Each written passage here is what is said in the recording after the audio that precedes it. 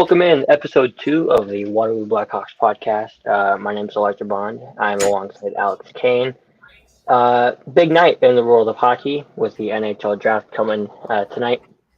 But tonight we are here to talk about the Waterloo Blackhawks. Most notably, roster predictions and the schedule came out a couple weeks ago.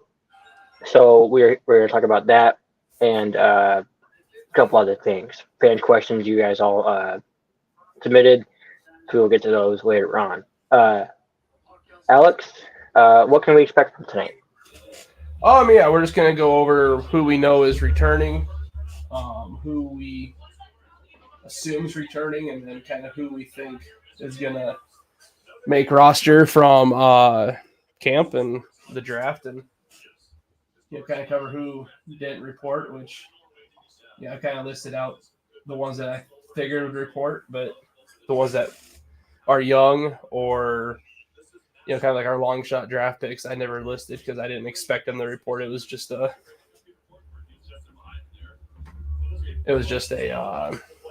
like a general prediction, or it was like a long shot draft pick by the Blackhawks.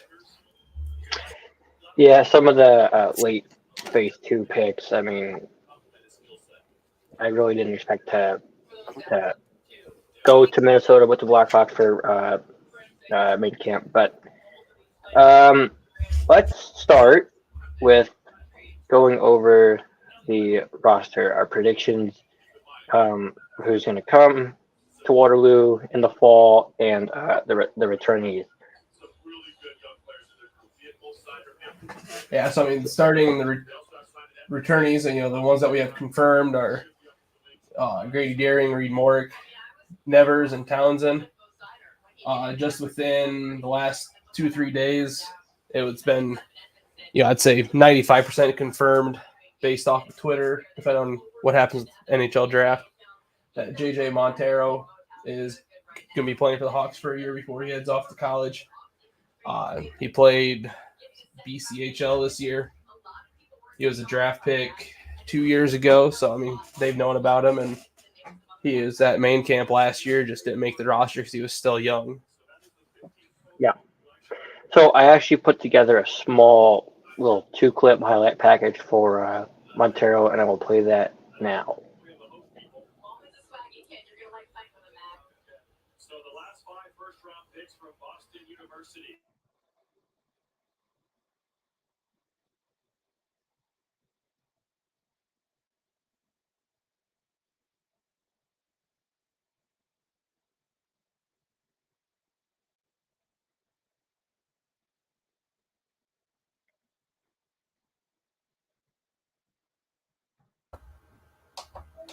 So in that last clip that was shown, it was Trevor Conley wearing the number 16, getting the feed to Montero, and he finished the backhand or the wraparound short-handed goal against Sweden.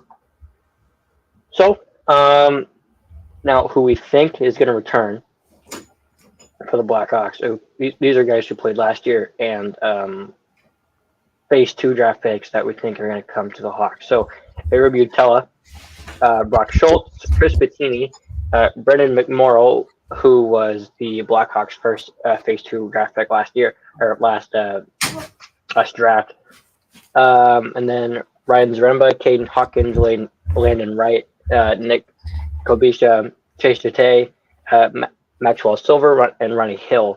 Those guys either all played for the Blackhawks as affiliates last year or were draft picks by the Hawks. I'd say Ronnie Hill is one of those guys. He hasn't dressed for the Hawks yet, but he's pulling it up quick on Elite Prospects. But he played for Seacoast. I think it's Seacoast is what it was. But out there at the East Coast, he had put up big numbers. But it's not a big name program, so sometimes you don't know what level of competition he has. But this past season, he moved up to Mount St. Charles, which is, a big name when it comes to U16, U18 schools. Moving on to defense, Landon Nyes and Mike Phelan are the only two returners for the Blackhawks on the blue line this year, possibly. There have been reports that Dylan Compton is going to come back, or he might go to college at Northeastern. Will Felicio, who was reported to return to Waterloo for one more season, is off to Michigan next year, so good luck to him up at Ann Arbor. A couple draft picks that are not going to be with the Hawks. Jacob McDonald, he's going to go out. He's going to go off to college at UMass Lowell, and Caleb Dock was also not at camp. He's slated to go to Penn State in 2025-26. So he has a year if he chooses to not take it. It's up to him, but he has a year of junior eligibility left. Peyton Blair, Alex and I were talking about this last weekend. Peyton Blair is on the Des Moines Buccaneers preseason roster, so he must see a better opportunity there in Urbandale than he does in Waterloo. So expect him to be in the blue and red next year rather than the black and red here in Waterloo. Well, and with that, you run into the 04 situation where we can only have 4 for the first couple weeks, and you have to drop down to 3. And we got a couple. There were some 04s at camp that I think had a shot at the roster that probably just played a little better in camp or whatever. And we drafted Casey Coyle 04 out in Niverville, which is where Carson Reed played last year. So we kind of saw what he brought to the team. So hopefully Casey Coyle can bring the same thing and just be a good scoring defenseman. Yeah, Carson Reed was interesting to me because I'll be honest with you, he didn't really catch my eye early on in the season, but he really got going towards the end. And when he was hurt, January, February area, the Hawks struggled. And even into March too, the Hawks struggled in that little stretch there, playing 500 hockey for about a month and a half or so. So, Coyle's going to be interesting to me. And moving on to goalies, obviously Calvin Vachon is going to return for the Hawks. For those that don't know, Jack Spicer is moving on from Waterloo. He's going to go closer to home. I believe it's for the Maryland Black players in the NAHL. So he's gone. Actually, they posted on Facebook that it was Lone Star Brahmas down in Texas. Oh, okay. So, unless I've missed something, but that was the last thing I saw was Lone Star, which is where he was slated to play before the first year he came to Waterloo because he wasn't. He had said on a podcast back then that he wasn't expecting to make Waterloo, but he made it to preseason out of main camp over the summer. Otherwise, he was going to Lone Star that year. Okay, well, that clears that up. Now, as you said in the main camp episode, the Blackhawks goalie situation is a little rocky at best. I mean, Calvin Vachon definitely going to be the day one starter, opening day starter for the Hawks. But other than that, you have Carter Richardson in 05 and Adam Prokop, who are the two, in our opinion, the two leading goalies for the backup. Which Prokop is he's a free agent addition to camp. But I was looking up his stats, and 2 years ago he played in the NA3HL, which is 2 steps down from Waterloo. But I think he had like a 93% save percentage, and then last year for Minnesota Wilderness he had 92%. So, he's moved up from where he was and still made, he still had consistent stats. So that's my, it's kind of like my dark horse goalie that, if he performs in camp could be there in the preseason. And you still have, Phileas Lachey from the draft, but with him being an 06 and a Euro, you just don't know that situation until he shows up. So it's tough to say with that. Yeah, and one thing I will say, the Blackhawks ran a 3 goalie system for the first few weeks of last year, and it didn't work out. So I would expect the Blackhawks to maybe bring 3 in the preseason, but then once preseason is finished and they go out to Pennsylvania for the Fall Classic, don't expect the Blackhawks to have 3 goalies on the roster. Yeah, I agree. Well, and then you get into a situation where, yeah, like, Jack struggled a little bit to start the year with, the team learning to play with each other. Spicer came in or not Spicer, Vashon came in and performed good. And, you don't take your hot goalie out of the net. So it just kind of screwed over Goich before he, inevitably went back to the null. But, it's part of it. You're not guaranteed playing time wherever you go. So Moving on, we will now shift our attention to the Blackhawks schedule, which, to my surprise, when I looked at what Alex had came up with, they play every team in the league at least 2 times. Which I don't. They played every team in the league at least once last year, maybe twice. I think we played everyone at least twice last year because I think we saw every Eastern Conference team at home, and then I think we went there too. So yeah, I don't really know, to be honest with you, if we played every team twice. I know we played every Western Conference team at least twice because you got Des Moines and Dubuque. We played 8 times, with Des Moines now being a part of the Defensive Cup, and or Cedar Rapids, Des Moines and Waterloo in the West, and Dubuque and Cedar Rapids in the East. Alex, I'll let you kick off the schedule part. good, yeah. I mean, like he covered, all of our Eastern Conference teams besides Cedar Rapids, Dubuque, we got 1 home, 1 away. And then Eastern Conference or Western Conference, everyone's 2 home, 2 away. We got a pretty good stretch there. We got wrapped around sandwich and Christmas break. We have 6 in a row at home. The only thing that's weird this year is I noticed that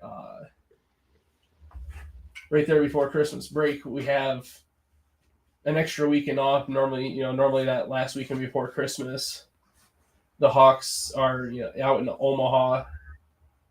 They play like a Des Moines Omaha weekend right before Christmas, but we have that last weekend before Christmas off. But we have 2 at home before Christmas and then 4 at home right after Christmas break, so that's good. Get some home cooking, and then just doing some secondary research. The Blackhawks don't leave the state of Iowa from October 25th to January 10th. It's all Des Moines, Cedar Rapids, Dubuque, or Sioux City.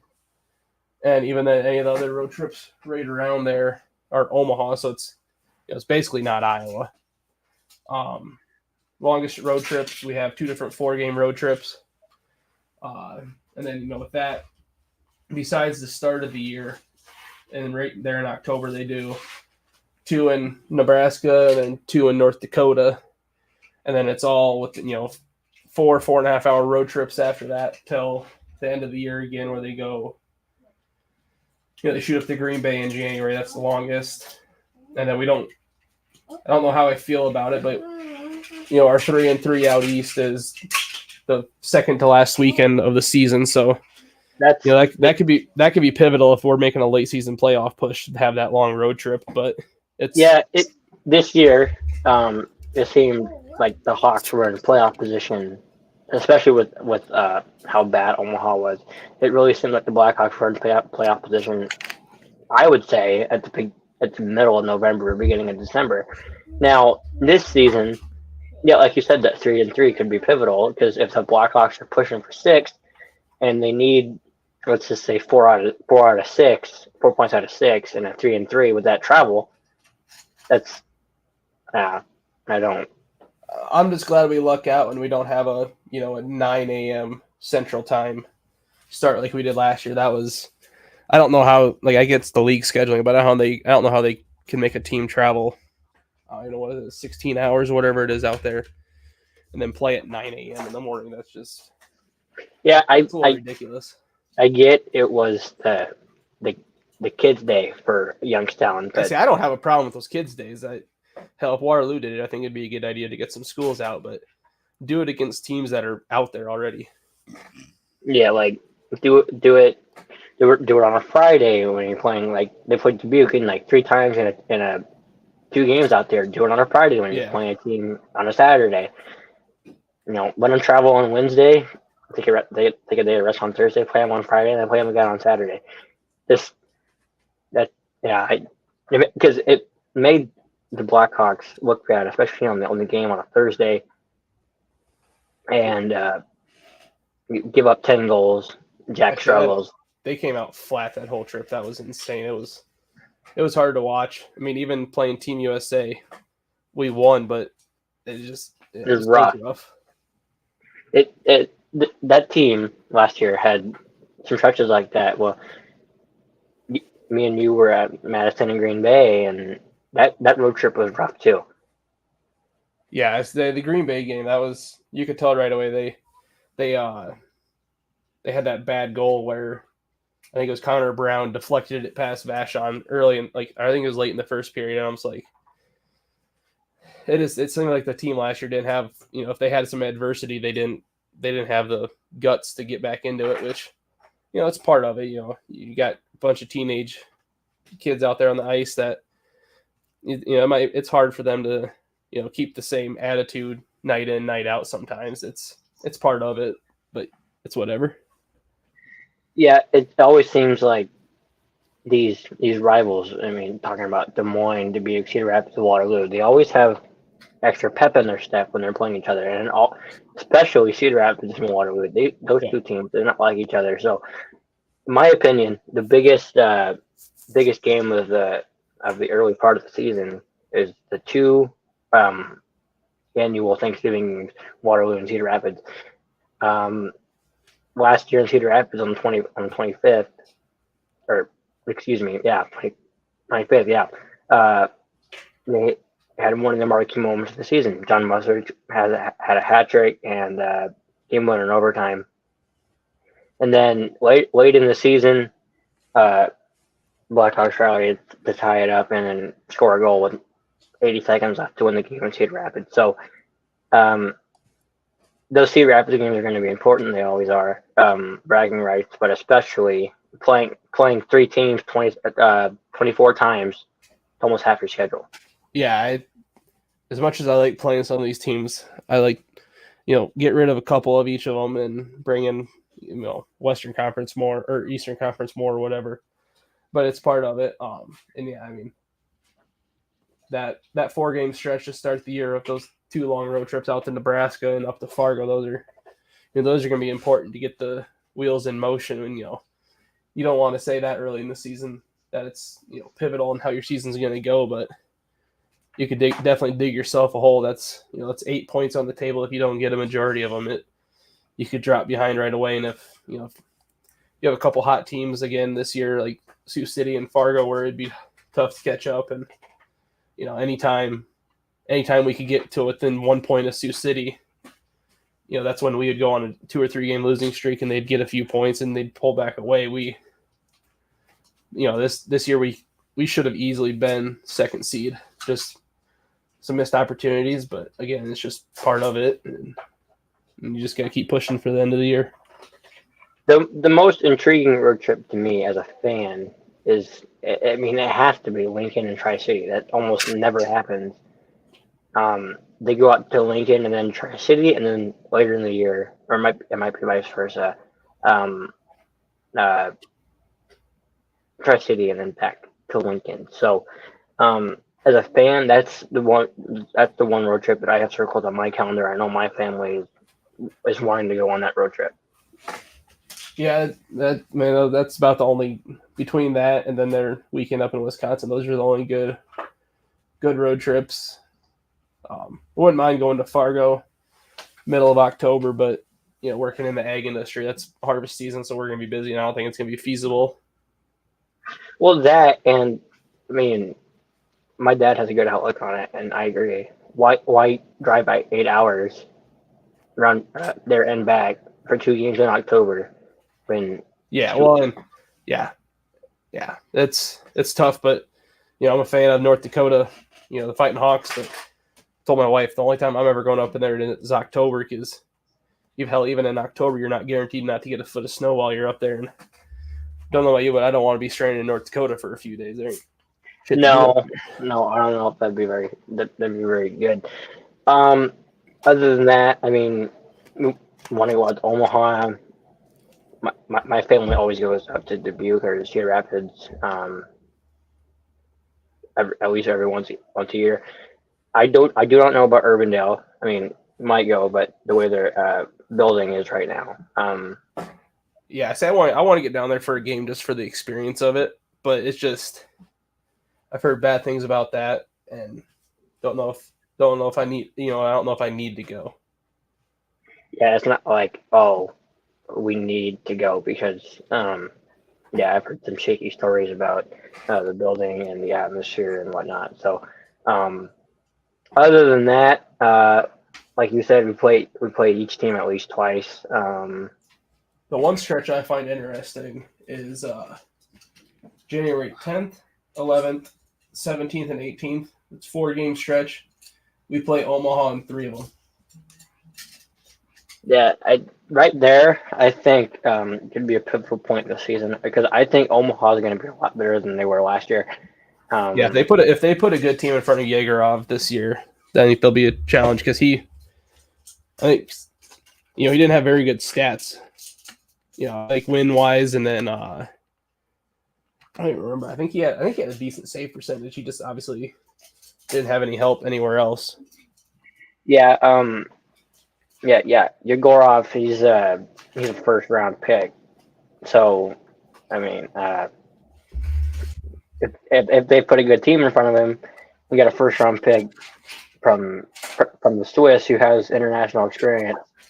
Uh, 3 games in a week against them, that could be a big turning point in the season.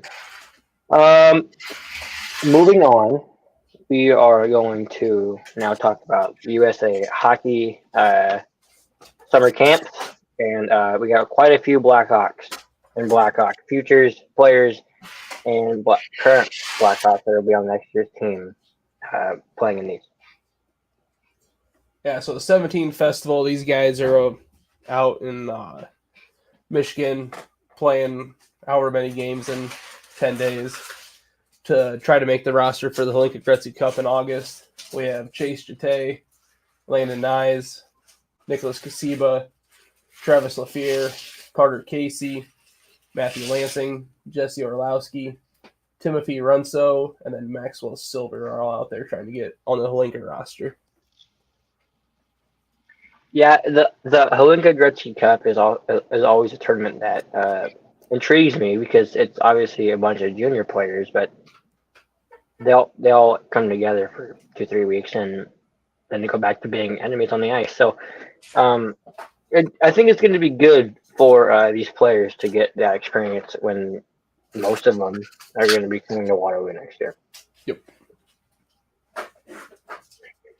The Five Nations tournament. These kids are 16. They got Caden Harvey, Nick Bogus, which we'll get into him later.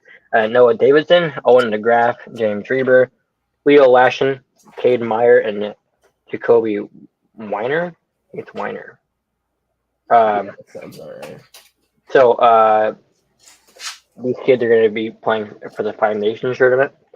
And again, I think that experience will be big for these players. That's the first taste of international play too, I believe. Yeah, for most of them, it's their first time playing against teams or players from other countries, and uniting in a way to play for the Stars and Stripes.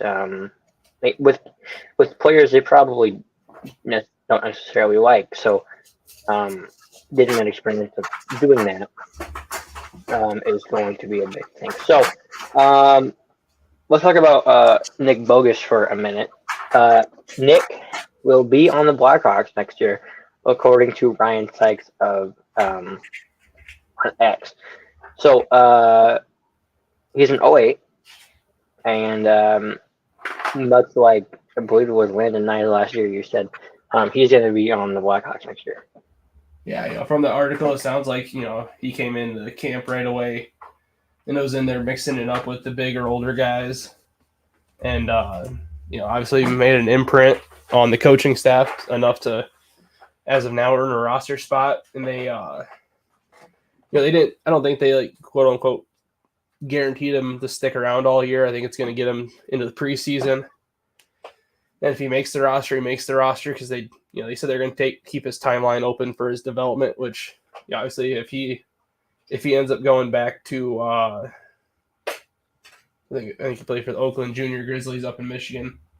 If he goes back there, he goes back there.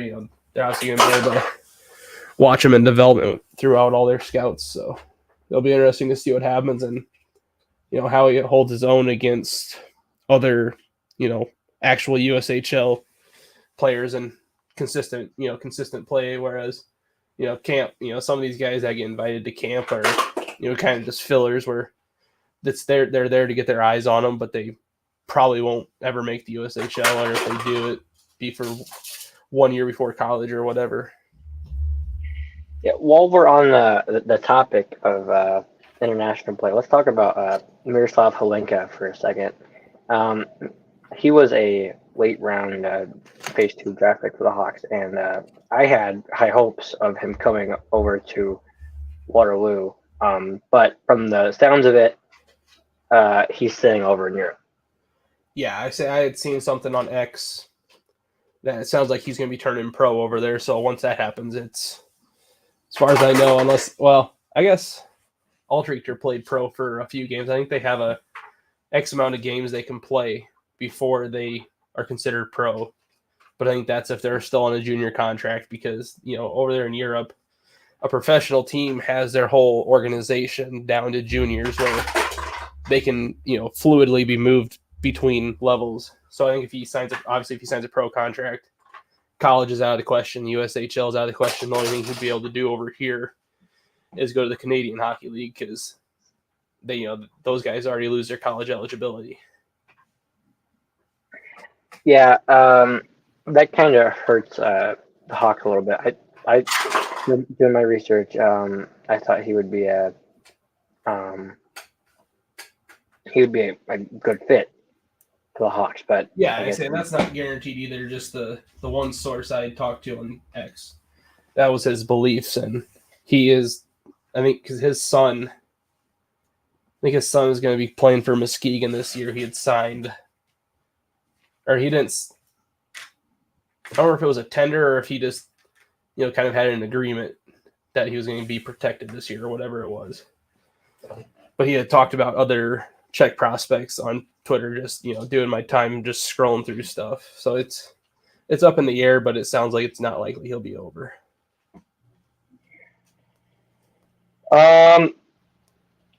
Breaking from Ryan Sykes on X, Trevor Conley goes to Vegas, and he's going to be a really good player for Henderson in the AHL, and then eventually Vegas in the NHL.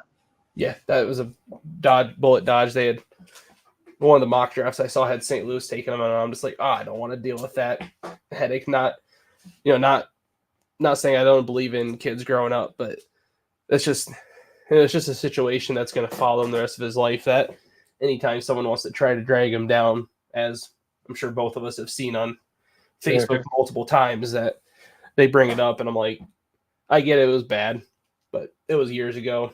He developed, he matured, and has done like community service and stuff to, kind of show what he did was wrong. So I think he's learned and moved on, but some grown adults seem to not be able to do that. Yeah. Sasha Boisvert, so he got back to back USHL picks. Sasha Boisvert was selected 18th overall by Chicago. And I was talking to Tim when Muskegon was in town, or at the beginning stages of the season. I said, if the Blackhawks are going to win this game, they need to limit Boisvert. Because Muskegon was a really talented team this past season, with multiple first round picks slated to be selected. So Boisvert, obviously a really talented skater, and Chicago is going to really benefit from his play. Yeah, that game shocked the hell out of me. That we, obviously it was early in the season and stuff, but we put ate up on them. I was not expecting that. I was expecting a closer game. Yeah. I don't know.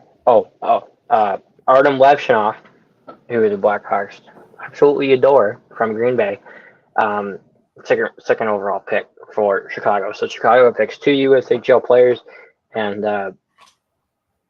once these guys develop and get on the line with Bedard, maybe, or I think Chicago could be a team to look out for in the next. Yeah, I mean they got. I'm pretty sure they got two, franchise D-men between Rinzel, obviously from Waterloo a couple years back, and Levshunov. I mean, you got two good puck-moving offensive defensemen. You get in a couple lockdown D-men, and you're gonna have some dangerous back-end players. And it seems like the rich get richer. Blackhawks always end up in a instance to have,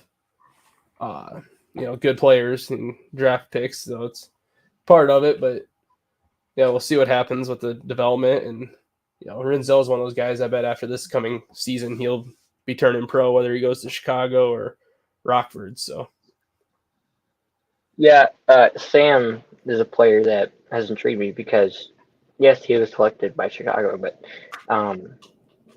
as a Golden Gopher, he second, third defensive pairing consistently. So maybe he fits better with his defensive teammate there, but he might even start in the ECHL. I believe that's Indiana Fuel or the Indy Fuel down there in the same conference or division rather as the Iowa Heartlanders in Cordoba. So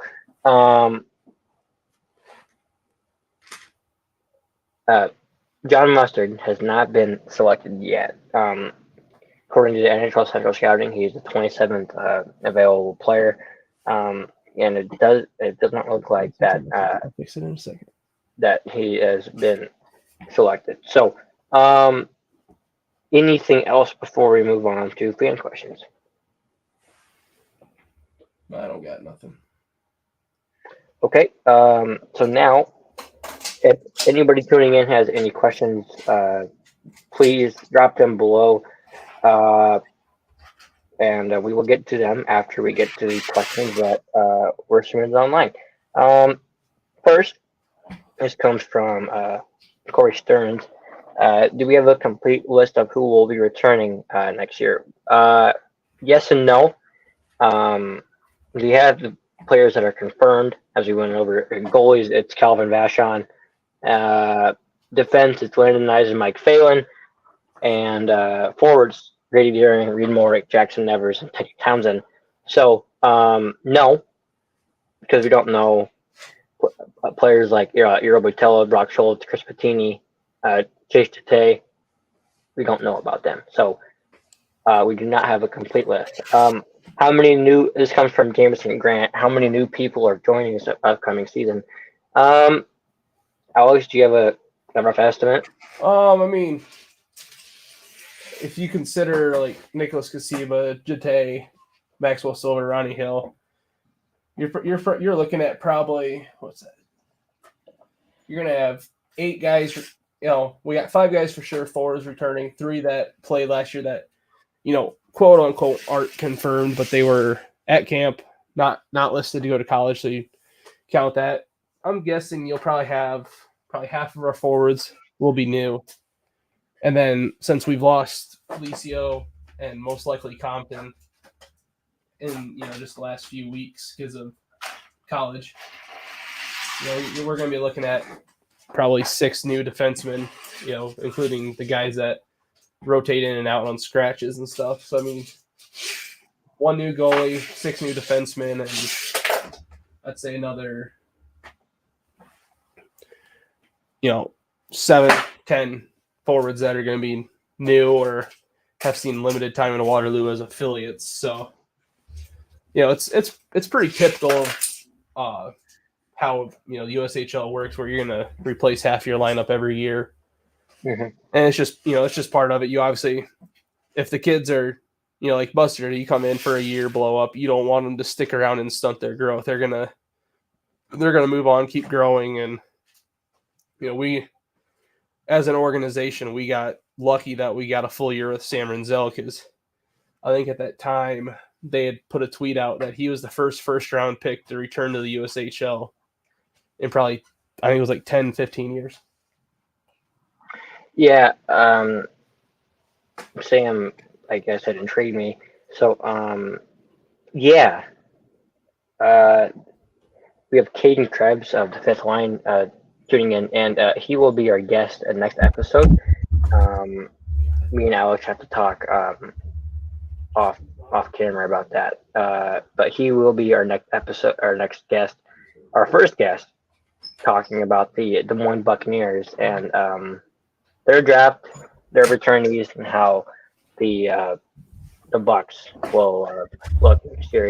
We will also get into their arena saga with Merle Mall and obviously Buccaneer Arena in Urbandale, and how that has just gone downhill. So, I just wanted to cover, we will not be posting the camp list that we've had sent to us, because we saw a guy for Des Moines posted the spreadsheet of their camp roster on Facebook, and he got threatened to be banned from the arena and all that good stuff. So we're not going to risk it. Well, as time gets closer, we might be able to talk about some, or if like some get announced, we'll say, well, we just don't want to, and I get the privacy of the organization not wanting some of that stuff out there.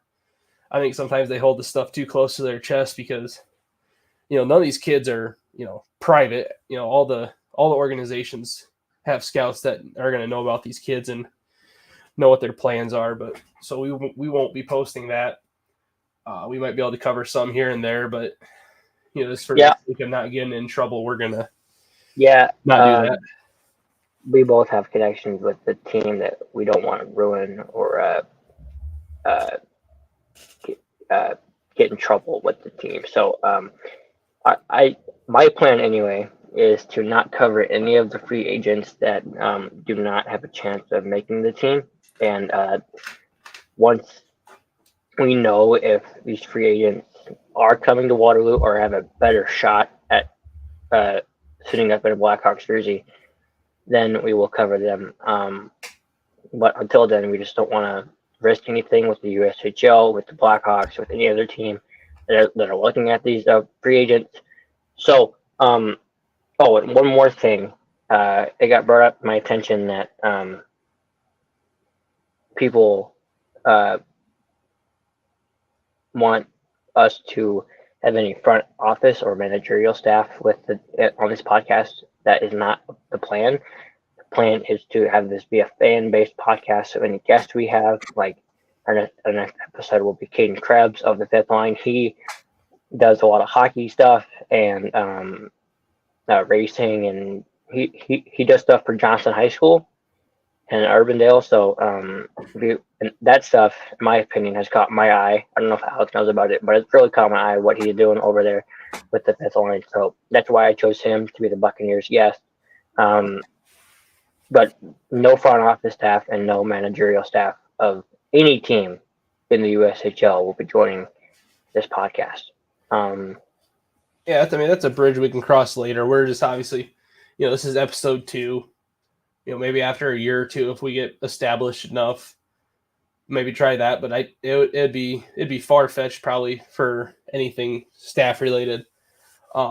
Players, might be a different story since they're kind of their own entity. But again, that's going to be up to the organization if they want them doing that. We wouldn't be able to probably ask them any, behind the scenes questions. It'd be more just, how they're like in Waterloo and all that, just kind of that general stuff. But that's a bridge we can cross later. So yeah, the plan right now is to not have any front office or managerial staff on the podcast, mainly because Alex said it is a pretty far-fetched idea to get those type of staff on the podcast. With it being episode 2, Caden Krebs will be joining us. That'll be episode number 3. But even I have a great relationship with Tim Harwood, and as some of you know, I will be doing a radio segment featuring the Waterloo Warriors next season, covering the last weekend and so on and so forth. But even then, I doubt Tim would want to join us on a podcast. So yeah, as Alex said, maybe a year or two down the road, if this keeps up and we get enough eyes on this podcast. But Alex, do you have anything else to add before we announce our next episode? I mean, the only person I do feel safe talking about that was at camp, I thought was interesting, is Matthew Frost was back at main camp with the Hawks. He left shortly thereafter Christmas when Keith McInnes did to go back to Canada, which, I don't blame him. He was a long ways away from home and, wasn't on his game. And I don't know about you, but just my observation is I was really excited for him on the team again last year. Because when he played as an affiliate the year before, he just seemed like he was one of those guys that was always in the good position to get a shot on net or have a chance. But he just didn't get a goal, and I thought he was bound for a good breakout year this year, and for whatever reason it didn't click, and I think he kind of got buried down the lineup, so that makes it tough too. So we'll see if he makes another appearance with the team this year, or if he heads back to Canada, or NAHL, or what the next step is for him. Yep, and I believe that will do it for this episode of the podcast. Next episode, that date will be announced at a later date. But Caden Krebs will be joining us from to talk to the Des Moines Buccaneers. For Alex Kane, I'm Elijah Barnes. Thank you for tuning in to this episode of the podcast. Thank you.